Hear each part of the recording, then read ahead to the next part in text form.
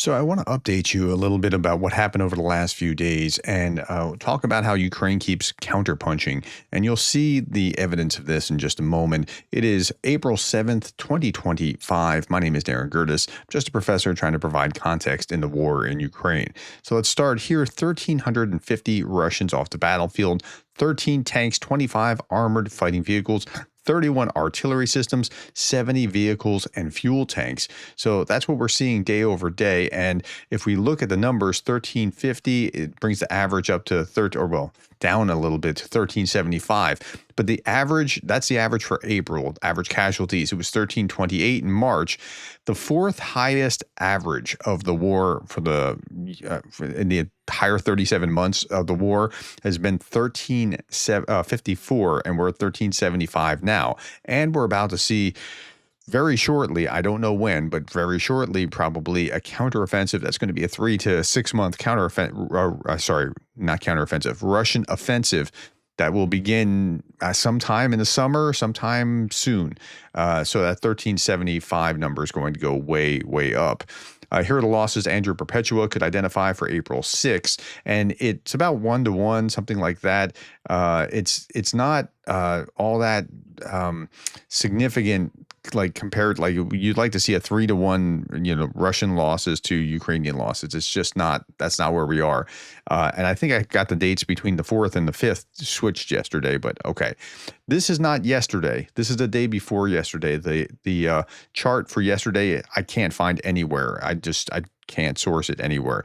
But there were no big like missile attacks or anything that we could detect. If there were shot heads, didn't seem to do any damage. But let's talk about what happened in that big missile attack the day before yesterday. This is what the map looked like of where all the shot heads went, where all the missiles went, and so that you can see like this is really hard to defend against.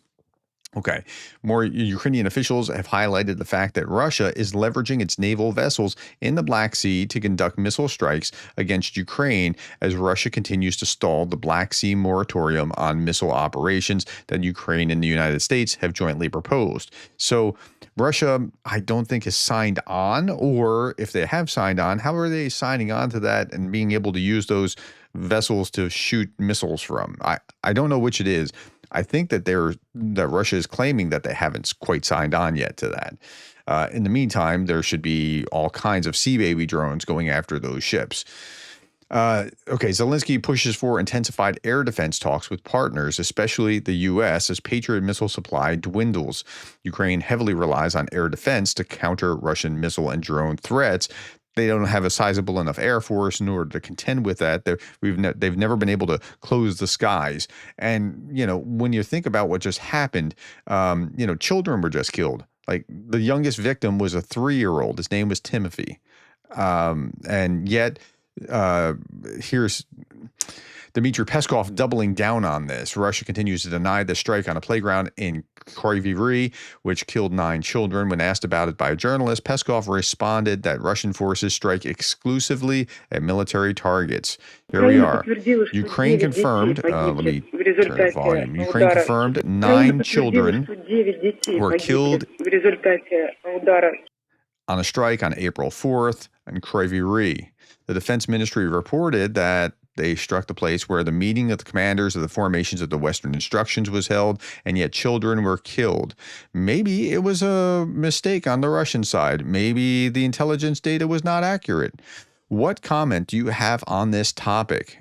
Here I propose to be guided, he says, entirely by the statement of our Ministry of Defense.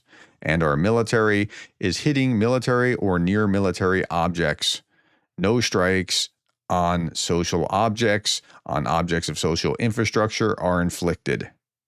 Ukraine confirmed that. Okay, so so the first part was the question. The second part was his answer. I'm relying entirely on what the military has said, and we're not striking at civilian targets. Yet we can see footage. Look at this.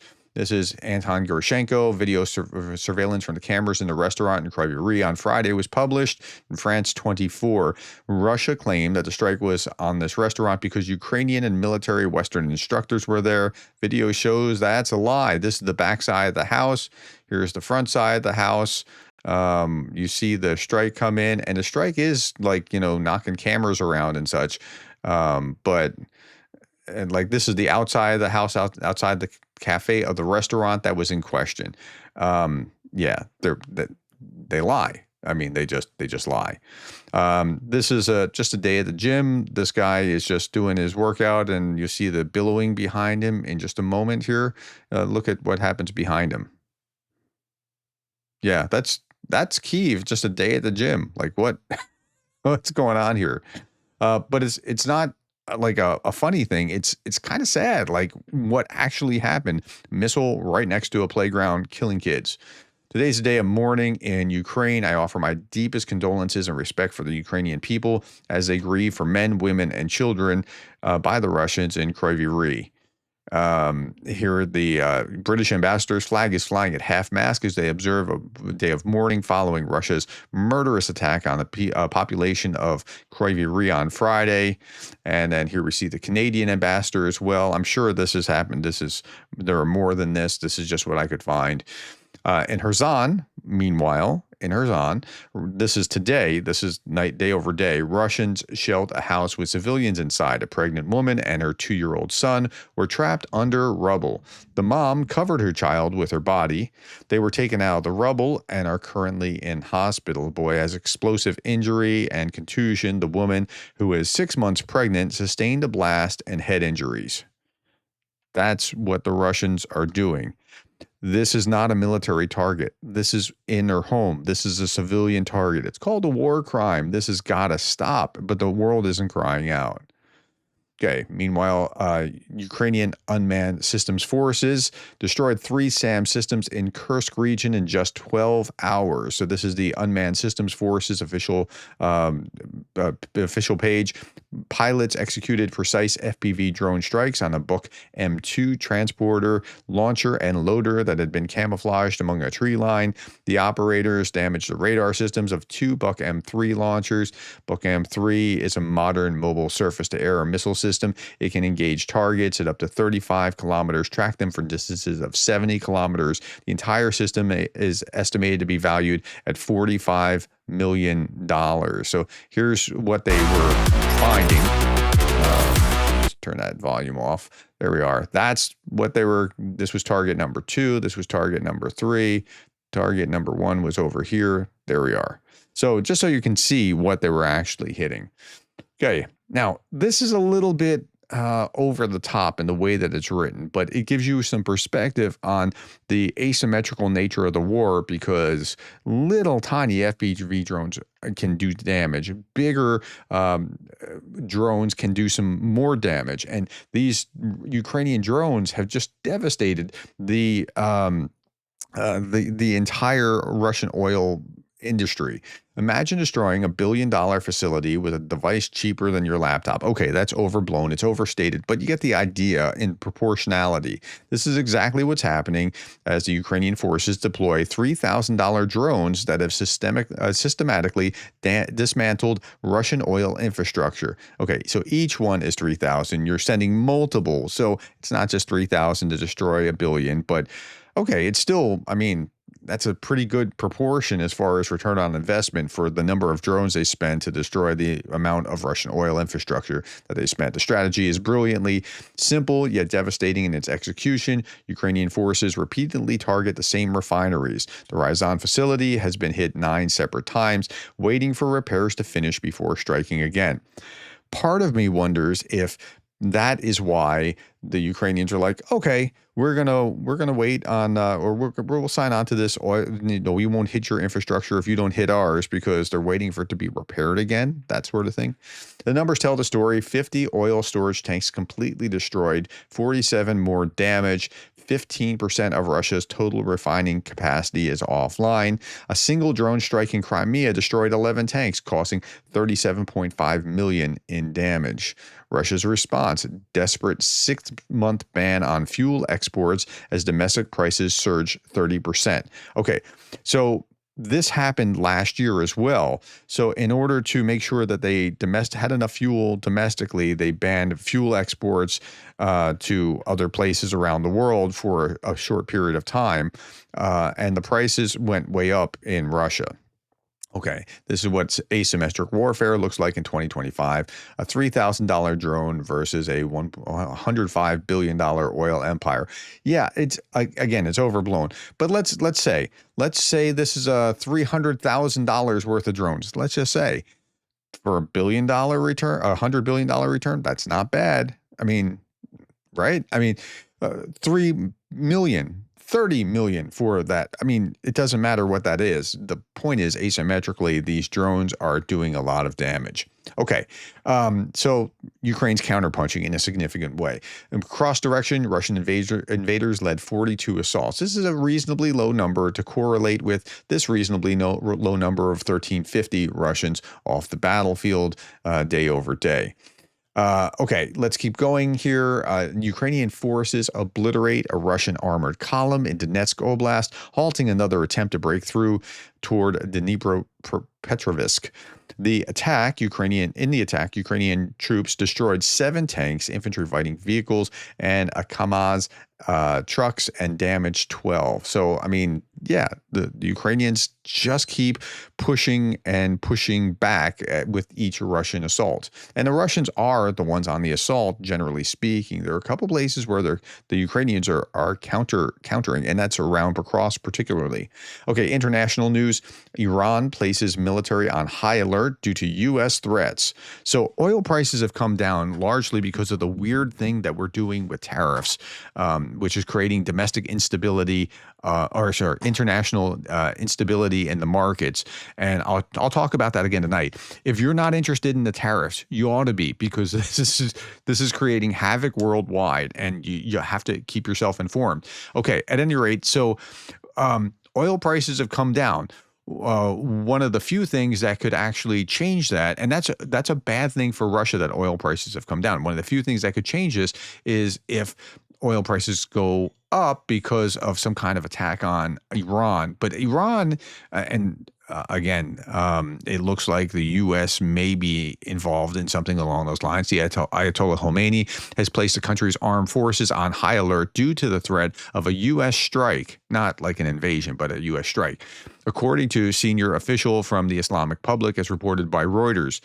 Now, this is what's really interesting about this. The official stated that Tehran has also warned Bahrain, Iraq, Qatar, Kuwait, and the United Arab Emirates and Turkey that any support for an attack on Iran would be regarded as a hostile act and would result in serious consequences. Well, unless they're all like arrayed against Iran, why would you have to say that? It's because they're all arrayed against Iran. So international news can affect what's going on here in a significant way. Okay, Russian state TV this week, the news leads with Putin's meeting with China's foreign minister as the most important meeting of the week, and the message is that the U.S. can't split Russia from China, as maybe Trump would like to in some way. Okay. Now, this is interesting as well. There was a fake going out about Zelensky. This is in United 24 media. Russia spreads a fake BBC video claiming that Ukraine's First Lady, Olena Zelenska, tried to flee abroad. So here's the Center for Countering Disinformation. Pro-Russian Telegram channels are spreading a video with the logo of the British broadcaster BBC, falsely claiming that Olena Zelenska allegedly tried to flee abroad but was detained and is now guarded by the SBU. This is a fake. I want you to see the fake. It's a fake. Olena Zelenska is unavailable to the media due to her failed escape attempt. The Ukrainian president's wife has been planning her escape for the past 6 months and has already had arrangements with a European country to grant her political asylum. However, the plan was uncovered by a personal group of SBU handlers. As of today, Olena Zelenska is under SBU protection and her whereabouts are kept secret from the general public. The alleged reason for the escape is the aggravated relationship with Volodymyr Zelensky and a number of unspecified political disagreements. It looks believable, but it's really not. I mean, this is not what has happened. Okay, so what's interesting here is like even like the video footage is just The her getting Ukrainian off a president's plane. Like wife has been Zelensky's planning her helping her escape. off the plane, or off the, I guess it's a helicopter, plane, whatever it is. But yeah, okay, so. But those things will get life, and then people on social media will carry that and say, "Well, see, she tried to escape, and that's how they're corrupt." And yeah, okay, there's a large demonstration in solidarity with Ukraine that took place in Washington just yesterday. Now, this looks like it's all pro-Ukraine. If it's just pro-Ukraine, great, awesome. If it's anti-anything Trump, not just pro-Ukraine, then it can get weirdly coupled together with just opposition to Trump, and that makes it harder for Republicans to come along, and that becomes tricky. But as far as I understand, this is just pro-Ukraine. Okay, Russian truckers film troops moving World War II howitzers somewhere. That's really interesting. These are on a train going somewhere. Why they're being dusted off and being pulled out? Well, because they destroyed a huge number of howitzers in the war so far. And so these will still work, even though they're not exactly the greatest equipment. Here's President Zelensky stating that the primary and most effective guarantee of our security for Ukraine is our state's defense forces and security forces, along with the appropriate motivation, supplies, and all necessary defense capabilities. And they are motivated. This is an existential threat for Ukrainians. Russian assault group is on electric scooters off to battle, it looks like. Seriously, these guys are riding on scooters. I'm not making that up. Here we are. Давай, присматривай за ними, за всеми. Yeah, they're off on scooters. And here is the Russian cavalry getting its new war horses. They're currently undergoing advanced complex training. These are some donkeys. Yeah, wow. Okay, my friends, thank you for your time. Thank you for the likes, the shares, the subscribes, and the coffees. And thank you for being the kind of person that cares about Ukraine.